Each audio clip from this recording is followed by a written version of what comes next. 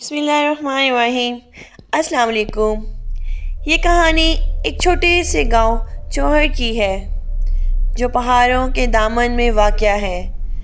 اس گاؤں کے لوگ بہت نیک اور رحم دل تھے جو مصیبت میں ایک دوسرے کی مدد کرتے تھے اور ہمیشہ مل جل کے رہتے تھے۔ گاؤں میں واقع ایک جامعہ اسکول تھا جس میں گاؤں کے بچے دینی تعلیم حاصل کرتے تھے۔ وہاں پہ پڑھانے والے مولوی صاحب بھی بہت نیک اور رحم دل انسان تھے جو گاؤں کے بچوں کو قرآن پاک کی تعلیم دیتے، جن میں ایک لڑکی فاریہ بھی تھی۔ فاریہ بہت خوبصورت تھی۔ فاریہ کی خوبصورتی کے چرچے دور دور تک پھیلے ہوئے تھے۔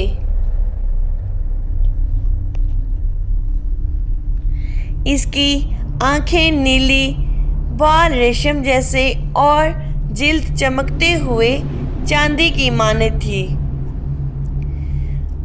لوگ اس کے حسن کو دیکھ کر حیران رہ جاتے تھے اور گاؤں کے نوجوان اس پر دل و جان سے فخریہ کرتے تھے۔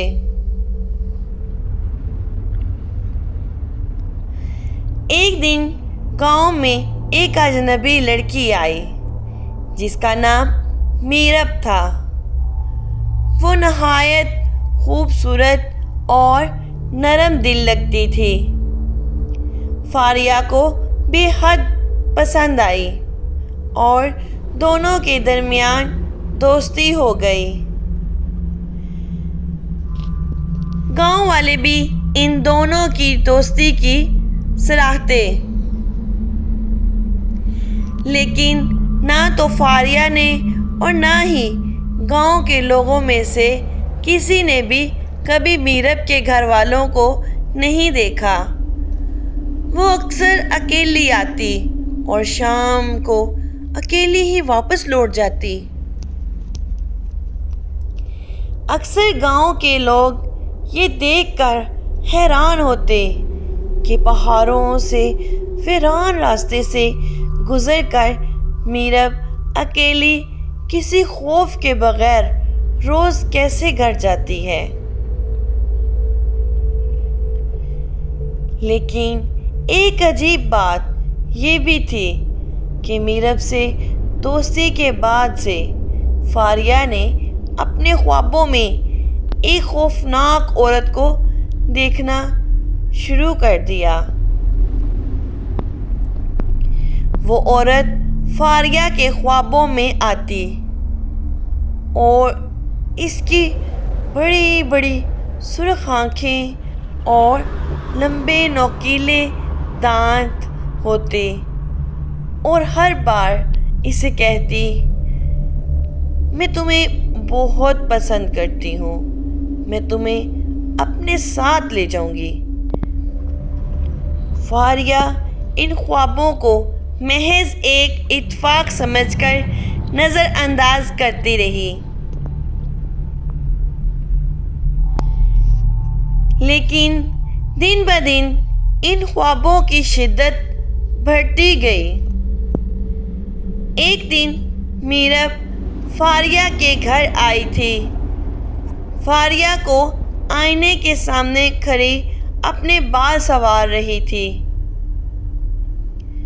اس نے آئینے میں میرب کی طرف دیکھا تو وہ ڈر گئی، کیونکہ جس جگہ پر میرب بیٹھی ہوئی تھی وہاں پر ایک خوفناک چڑیل کا عکس اسے آئینے میں نظر آیا۔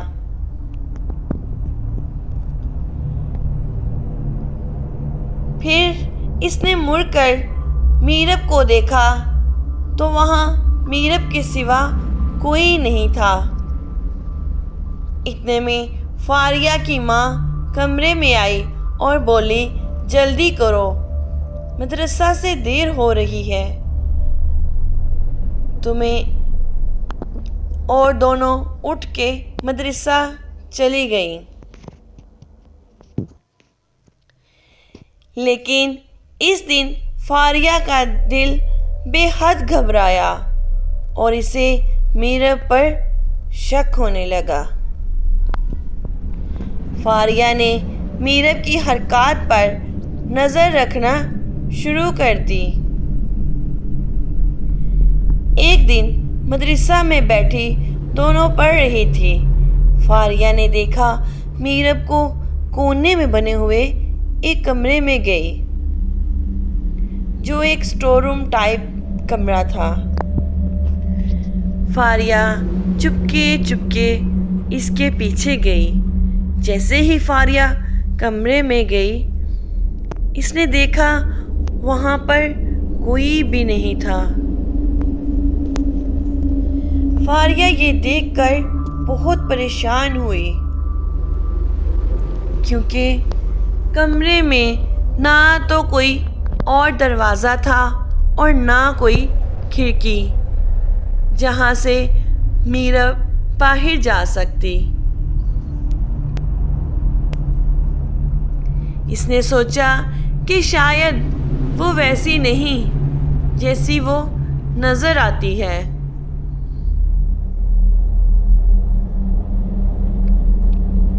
ایک دن جب میرب فاریہ سے ملنے کے لیے اس کے گھر آئی، فاریہ نے اس کا بیگ چیک کرنے کا فیصلہ کیا۔ میرب کسی کام کے لیے کمرے سے باہر نکلی تو فوراً ہی فاریہ نے اس کے ہر چیز کو باریک بینی سے جانچا، لیکن کوئی خاص چیز نہ ملی۔ پھر اسے ایک قدیم کتاب نظر آئی جو ہمیشہ میرب کے بیگ میں بند رہتی تھی۔ فاریہ نے کتاب کو کھولا تو وہ اندر سے ایک سیاہ پوشیدہ کتاب تھی۔ وہ کتاب پڑھنے پر فاریہ کو خوفناک حقیقت کا سامنا ہوا۔ کتاب میں میرب کا ذکر تھا، لیکن وہ حقیقت میں انسان نہیں بلکہ ایک پرانی چڑیل تھی، جو ہر 100 سال کے بعد ایک نیا جسم اختیار کر کے خوبصورت لڑکیوں کو دھوکہ دے کر ان کی زندگیاں برباد کرتی تھی۔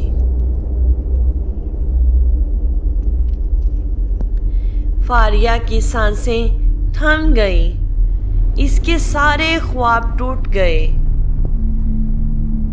میرب حقیقت میں وہی خوفناک عورت تھی جو اس کے خوابوں میں آتی تھی۔ فاریہ نے چپکے سے اپنے گھر والوں کو بتایا اور وہ کتاب دکھائی۔ وہ گاؤں کے بزرگوں کے پاس گئی اور انہیں تمام واقعہ سنایا۔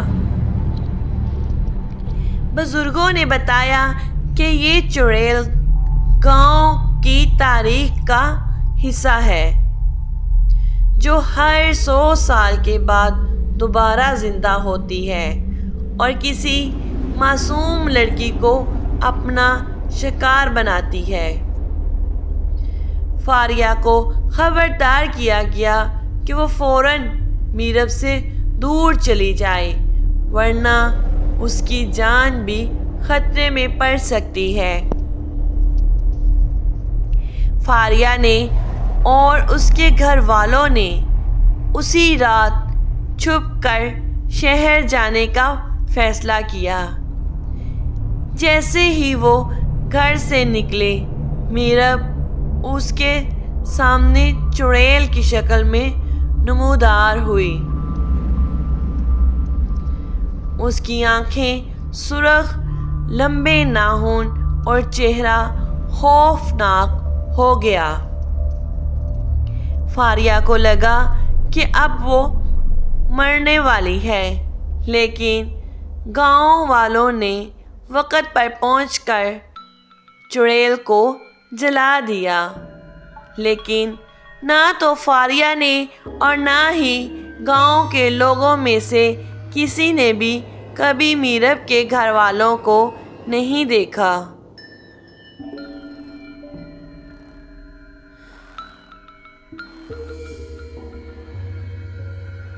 وہ اکثر اکیلی ہی آتی جاتی۔ اکثر گاؤں کے لوگ یہ دیکھ کر حیران ہوتے۔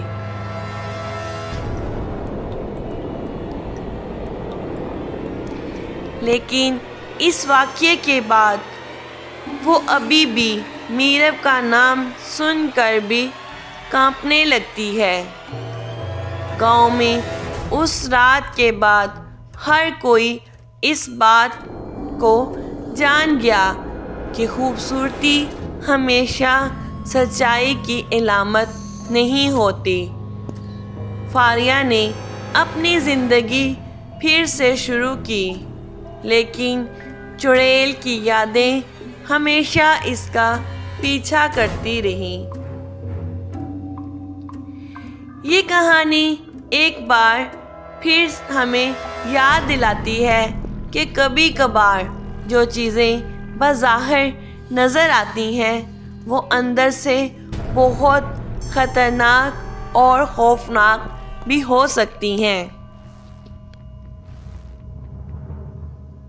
Thank you so much.